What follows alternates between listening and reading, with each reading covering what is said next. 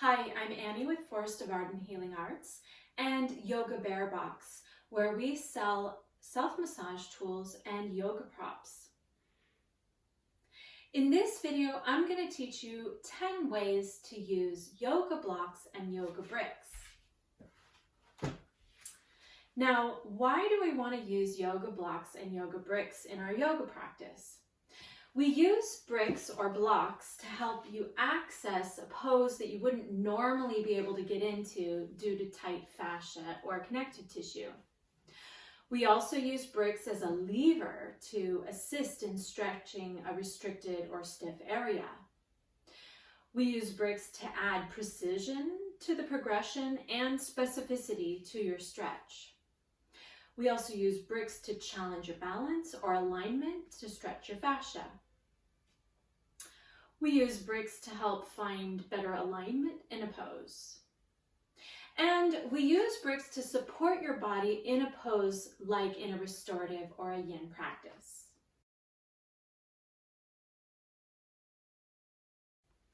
So we can use the bricks' properties of having 3 different heights, so this being the tallest, this being middle, and this being the shortest height, to gradually ease our way into a pose. With each height or each level, we are acknowledging the limitation of our fascia in that stretch, holding the pose, breathing into that limitation, and as we hold, that fascia can stretch, and then maybe we can turn the brick down a height and then eventually turn it down all the way, or maybe you can even eventually get rid of it. Here's what this may look like. So we're going to do a forward fold, feet are parallel, hinge from the hips, bending forward. So if you are tight and hanging out, with your forward fold here, tightens your hamstrings, then you're not going to get very far.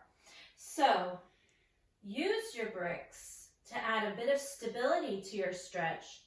Do the work that you normally would in your forward fold. Find the limitation in your fascia. Don't go past it. Don't stretch into pain, but find the limitation of your fascia.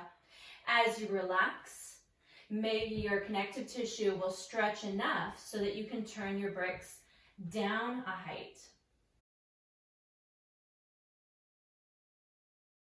One pose that commonly uses bricks as an accommodation is triangle pose. And that's because triangle pose challenges the dimensions of our legs to our torso to our arm length. And so it's very often that people need an extra little bit of height in order for the arm to have a stable base on which to balance on. Another reason is that the hips are stretching in 2 different planes, the front leg opening towards the front, the back leg stretching more towards this side here on a 45-degree angle. And we still want to get some lift and some length out of the torso, ideally opening up towards the sky.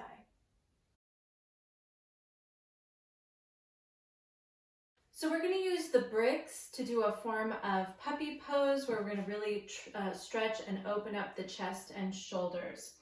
Again, you can use the bricks on the 3 different levels.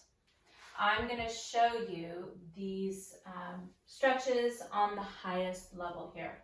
So press your palms flat on the bricks, walk your knees back, and sink your chest towards the floor. Sink your hips away and reach your hips up towards the ceiling, and maybe you might be able to press your forehead to the floor.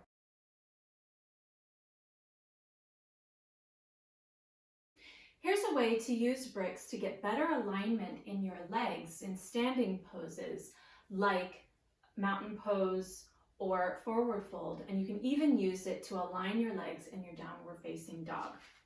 So take one brick and you're going to place it in the middle of your shins with your feet parallel, lined up straight, and you're going to squeeze your legs against that brick.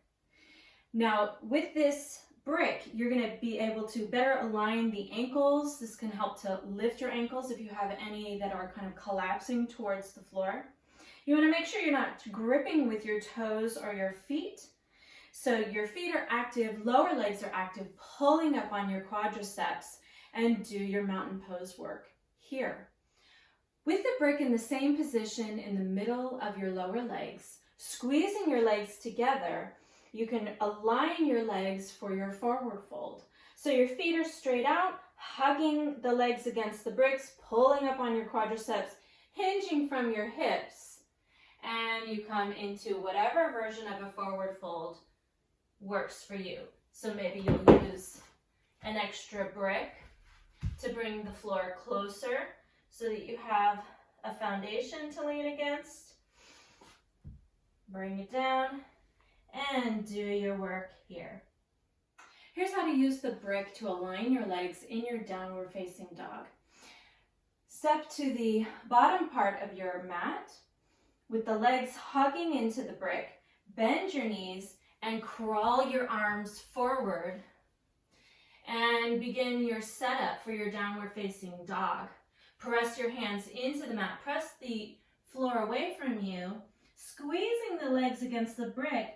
Now try to descend your heels towards the floor. A common use for bricks is in a restorative and a yin practice. For instance, in this position, this reclining butterfly pose, you can use 2 bricks under the thighs or the knees to give support to the hips and allow for more of a relaxation in the hip joints. Here's another reclining position where the bricks are used to stretch and open up the rib cage. One brick is under the rib cage, one edge is about T12, and the other brick is under the occiput. This final pose I'm showing you is a forward fold or half shoelace pose that is supporting the forehead and just allows for the back muscles, the whole back seam, to relax a little bit more with just this one contact point of support.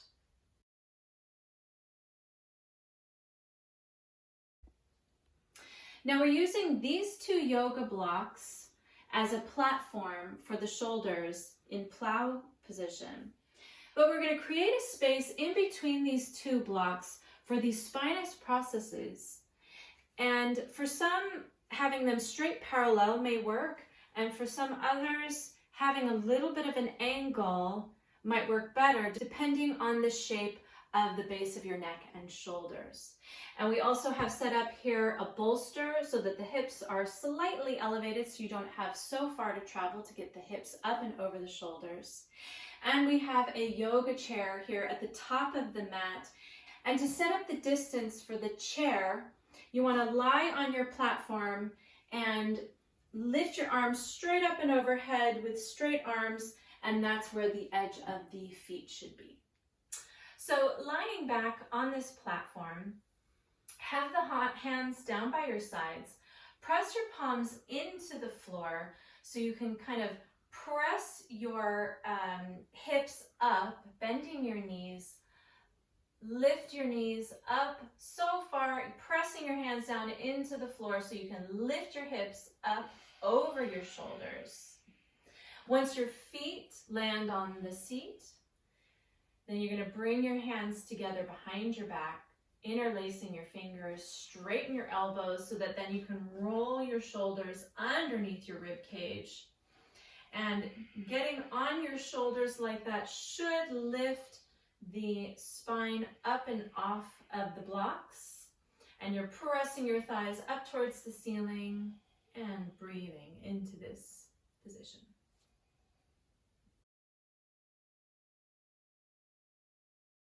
You can use 2 yoga blocks for your easy pose or your cross-legged position.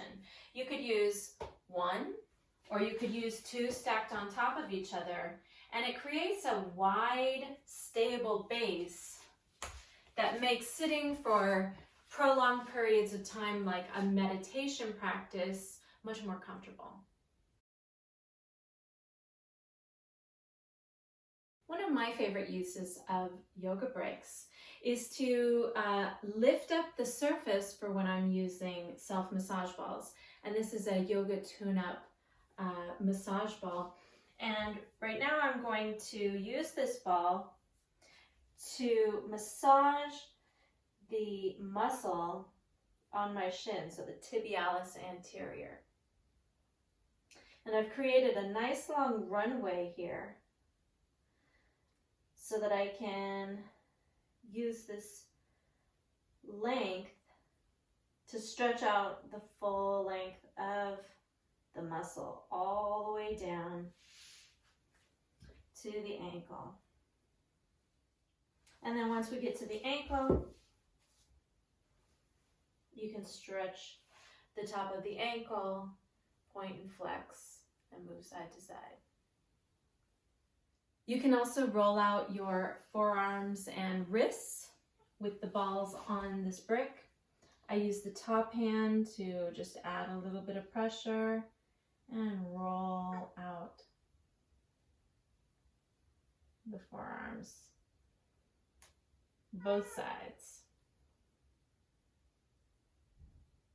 So here I have the round bolster, and I'm going to use one of these yoga blocks, and I'm going to put the Alpha Yoga Tune-Up ball on the block, and I'm going to use this setup to sink the muscles of the inner thigh down on this Alpha ball and slowly massage the inner thigh muscles,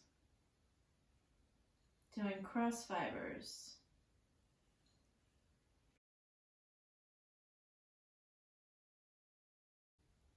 Here's an unusually shaped yoga prop, and this is called a yoga egg.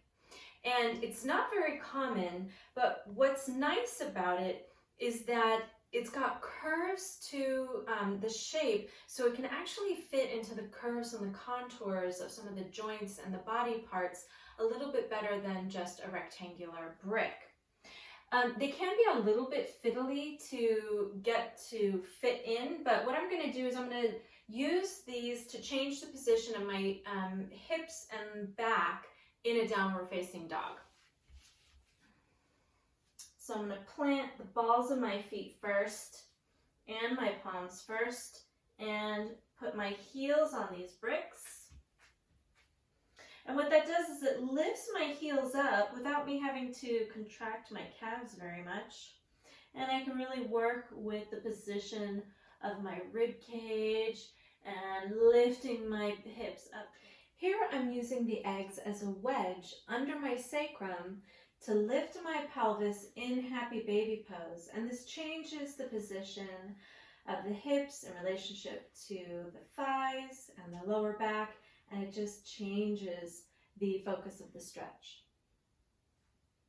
Now I'm going to use the eggs to help get more of an opening in the front of my pelvis and lower abdominal area for up dog. So I'm going to place the hip bones just to the outsides of the bricks. If you put them right on it, it's not that pleasant. And we want the small end of the wedge closest to where the thighs meet the pelvis. And you can see here that it already aids a little bit in this back bend. Roll the shoulders back, press down into the feet, press back in the hands and lift up.